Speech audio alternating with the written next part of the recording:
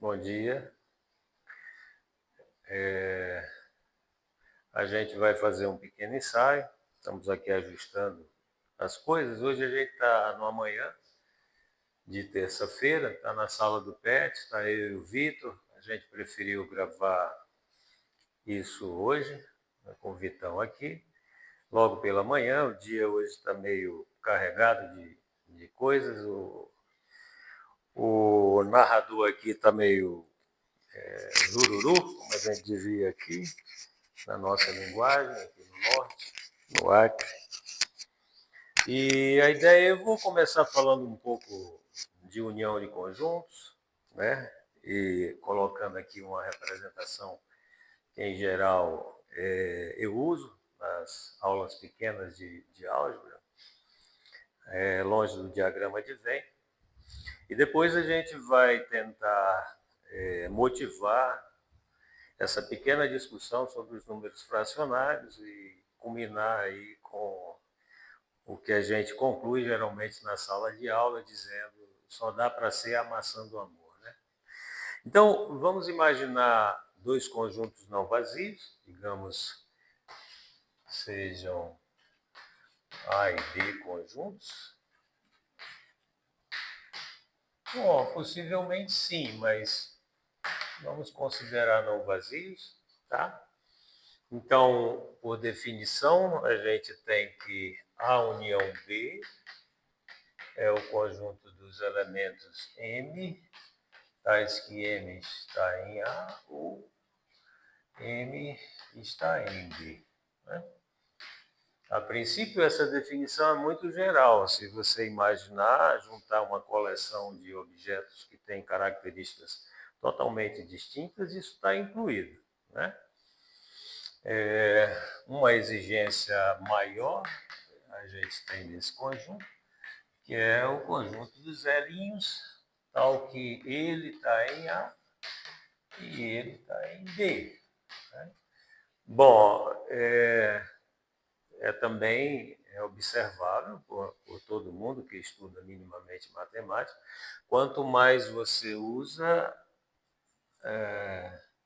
uma quantidade maior de conjuntos, isso tende a ser bastante pequeno, né? Enquanto que esse pode ser um conjunto caótico de coisas que um balaio de gato, digamos assim, o outro talvez bem comportado. Né? Uma representação que a gente sempre tem usado nas aulas de álgebra básica é a seguinte, né? Digamos, isso é A união B, né? Isso contém o conjunto A, isso contém o conjunto B, e a interseção A inter B está em A, está em B, bom, está em A união B. Né? E, bom, pode ser que isso já não tenha nada em comum. Né? Depende das características dos elementos do A e comparável à característica dos elementos do B. Né? Bom, esses conjuntos podem não ter nada a ver com o outro, mas podem estar num certo ômega, que contém todo mundo. Né? Então, a nossa grande discussão aqui é se a gente consideraria, por exemplo, ômega em Z, sendo o conjunto Z. Em Z, não. Ômega igual a Z. Né? Digamos, A é o conjunto dos múltiplos de 2. Né?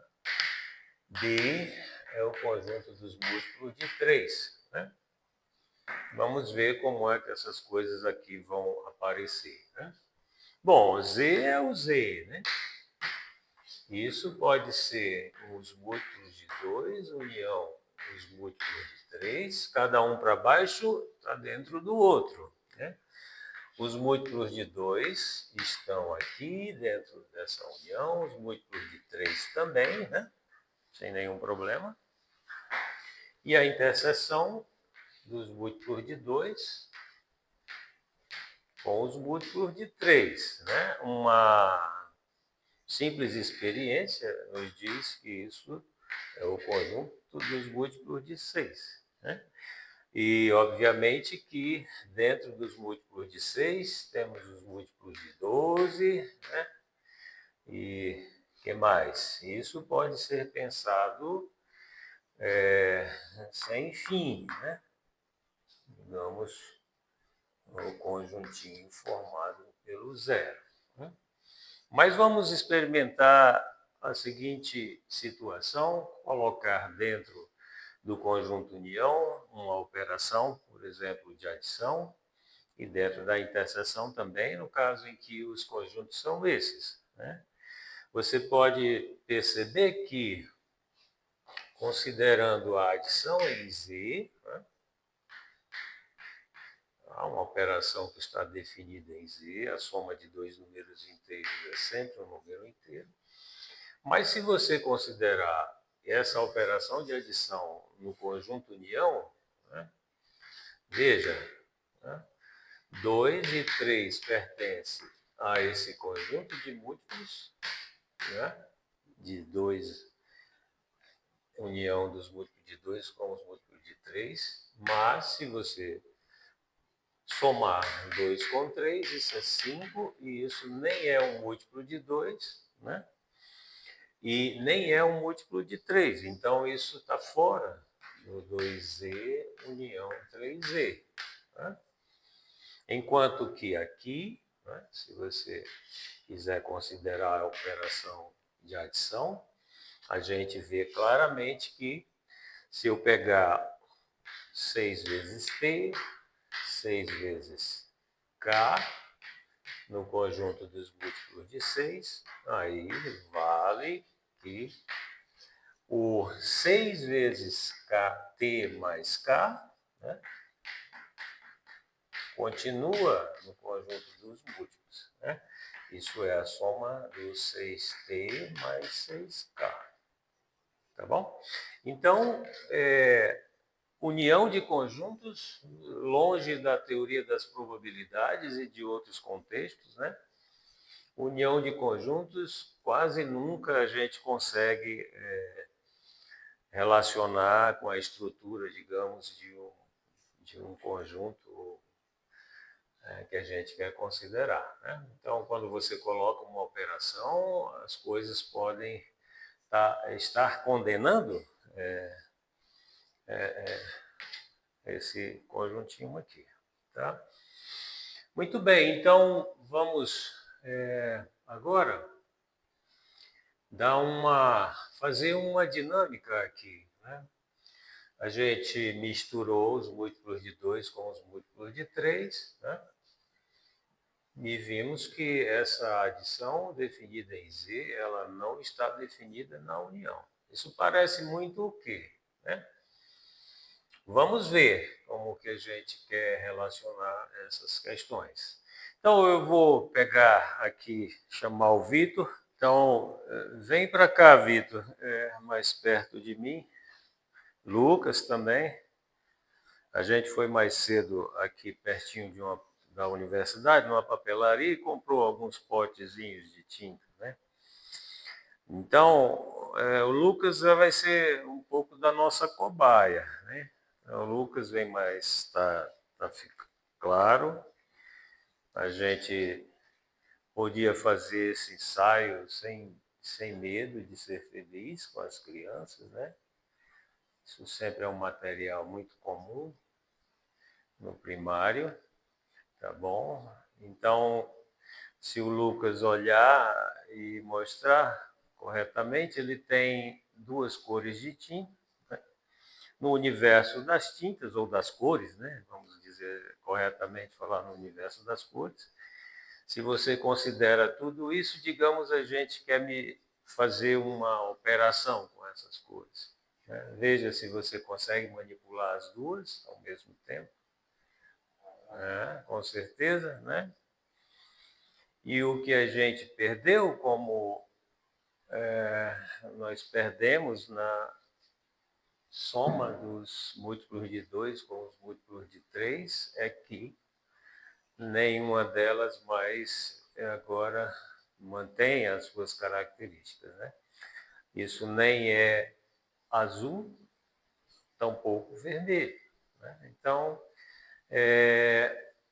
isso vai nos levar agora para mais um raciocínio sobre como misturar conceitos, misturar ideias, como números, operações, e ver como que as coisas podem fugir ao nosso controle e nos colocar, de certa forma, de joelhos perante perguntas que, mesmo de alunos ou de pessoas que são menos experientes, podem nos deixar, digamos, de saia justa, né? Então, Lucas, vou apagar o quadro enquanto você se lava e vamos continuar aqui e fazer a parte, talvez, principal do nosso ensaio, colocando esse pequeno problema que a gente sempre que acompanha ou está próximo de alguém que trabalha com crianças e ensina um pouco da matemática. Vamos ver esse título, Maçã do Amor, né? Que é o que a gente mencionou da última vez que falamos, né? Bom, com essa pequena problemática, a gente não quer desconstruir nada, né? Nem dizer que a representatividade que é feita para os números fracionários nas séries iniciais, né? Longe do rigor da construção do corpo das frações, né? Dos números inteiros, que é o conjunto dos números racionais, isso não quer dizer que essas formas de representar os números fracionários não seja pertinente, né, para o momento em que as crianças estão, digamos assim, em sua primeira formação, digamos, né?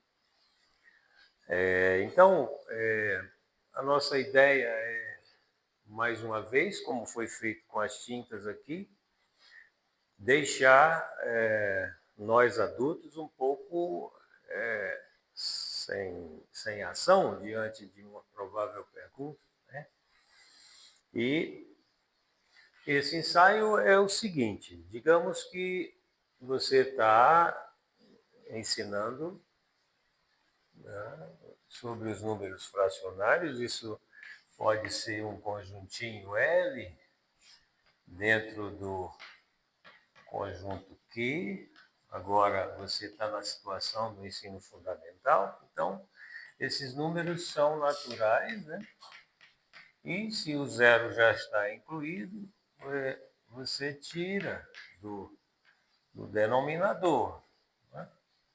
Isso pode ser explicado mais tarde, talvez, eu não sei. Bom, então, na ideia de dar uma melhor forma para esses números, a professora sempre recebe seus livros didáticos, né? Em geral muito coloridos, longe da época em que a gente estudou, principalmente eu, né? Mas bem coloridos e talvez estimulando, aguçando a curiosidade da criança, né? Mas tem um problema aqui, né? Quando você representa um número fracionário, digamos que deve ser o primeiro dos exemplos que aparece, né? E você considera essa representação, esse número fracionário aqui, né? E, na mesma linha de raciocínio, não sei se ainda existe diamante negro. Bom, isso é um pedaço de chocolate que vai ser pintado aqui. Digamos, agora, essa barrinha de chocolate, né? Agora vai ser repartida, né? E eu vou considerar 3/4. Então, eu pego de todos esses 3 pedaços, né? E segue a vida. A criança certamente entende isso, a criança certamente entende isso, mas o tempo passa, né? E nós vamos nos deparar, por exemplo, com a ideia de soma, né? Quando definimos uma operação de adição no conjunto das frações, e isso vem logo, certamente, né? Comumente, eu já testemunhei, porque tenho meus filhos, hoje já mais velhos, mas numa velocidade muito grande de dizer que isso é muito natural de se fazer, isto é 4/6. Né? E agora você tem que se esmerar para poder dizer que isso não é verdade. Não é um problema colocado. Né? Enquanto que multiplicar essas duas frações, né? Aí o camaradinha está super confortável. Ah, isso é 3/6, sobre 8, né? E todo mundo comemora, ok? Mas aqui tem um problema, né? Porque essa representação, né, pode nos levar a querer somar um objeto do conjunto das frutas, digamos assim, e, digamos, você definiu o conjunto das guloseimas. Eu não sei como vocês falam isso, né? E agora você quer somar como se você pudesse, né, um objeto de característica diferente desse. Somar com esse. Lembra de quando a gente mostrou que nesse conjunto, né, isso não dá certo. Né? Isso não dá. Né? E aqui agora a problemática para a gente pensar se um desses pequenos diz professora, professor, agora já temos também professores no ensino primário. Né? Então, o que é isso aqui? Então, tem dinâmicas de fazer um cruzamento aqui com desenhos, eu já vi isso também, mas isso nem dá maçã, né? Isso não é maçã. Né? Mas isso também é diferente de chocolate, né? Ok? Então, talvez a nossa conclusão e dizer para essas crianças isso é a maçã do amor. Né? Porque mais do que isso, né? Longe do rigor ou longe do conceito da definição de adição e de multiplicação no conjunto dos racionais, essas questões, essas dúvidas acontecem todo o tempo. Né? Então, é mais ou menos isso que a gente quer falar. Eu geralmente gosto de motivar os alunos na direção desses pensamentos, dessas ideias, né? Cada vez mais a gente tentar olhar para os conceitos matemáticos, as operações que definem certas estruturas, mesmo as estruturas mais simples, né, de um conjunto, como a interseção dos múltiplos, dando os múltiplos de 6 e vendo que essa operação de adição continua valendo, né? Essas questões eu gosto muito de colocar, tá bom? Da próxima vez que eu for falar, eu vou falar de funções pares e ímpares, talvez já para os alunos do ensino médio. E isso é um trabalho do Marcos Vinícius, que está na plataforma do Profimate, né, que a gente pode pensar que o conceito de função par e função ímpar é muito mais geral do que esse que se apresenta como certo no mundo das funções reais. Tá? Então, mesmo no cálculo 1, a gente comumente vê os professores fazendo essa definição e toca o barco, porque ali é o lugar de falar das funções reais, né? E não de generalizar esses conceitos, tá bom? Mas a gente costuma fazer isso já no curso de álgebra básica, vinculando esses problemas de será que uma função pode ser simultaneamente para o ímpar, né? Será que funções como funções que agem num conjunto de matrizes, como determinante, traço e outras tantas ideias que já estão formuladas a respeito desses objetos, né? Será que tudo isso tem ligação ou não? Tá bom? Então eu vou parar por aqui. Agradecer o Lucas, o Vitor, venham para cá. A gente comumente está muito junto aqui na universidade. Eu não tenho muito mais tempo por aqui, então a ideia é que esses meninos toquem em frente, tá?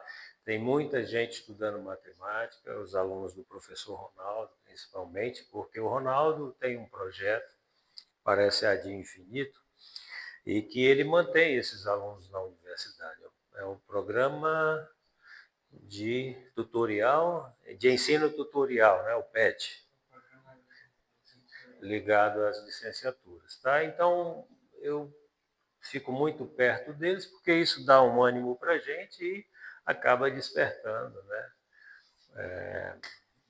Pessoas novas e entusiasmadas, né, para o ensino de matemática, né? E vão ser futuramente professores de filhos e netos aí de um monte de gente. Tá bom? É isso. Obrigado, Lucas. Eu faço mais uma fala e depois eu acho que eu vou ficar do lado de lá, sentado. Tá bom? Tchau.